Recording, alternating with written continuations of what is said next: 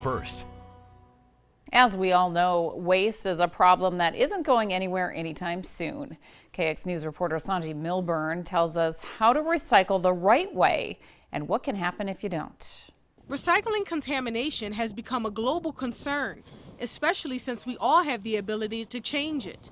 We want to save what's going into the landfill if it can be recycled into other products that can be used by the consumer. Don Bitts has been recycling for several years, and for him, it's become a way of life. But he often sees a lack of effort. People were abusing what was being put in there. And I guess I saw that in the one that I was using over at BSC, is that there was garbage appearing into those bins. Waste Management says items like plastic bags, food, and batteries are driving up the cost of recycling because they create contamination. Plastic bags in particular are the worst because they wrap around equipment, causing damage and downtime in maintenance. Several cities across the country are cutting and discontinuing their recycling programs. North Dakota is not one of them, and Waste Management wants to keep it that way. It's even ruining our relationship overseas.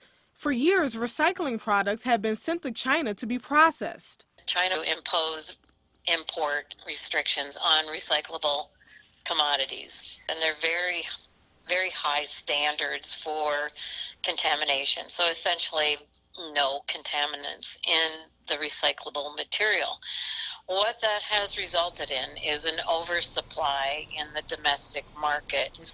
Officials say recycling has a lot of benefits to the environment and the state. According to Recycle Across America, 5 plastic bottles recycled provides enough fiber to create 1 square feet of carpet or enough fiber fill to fill 1 ski jacket.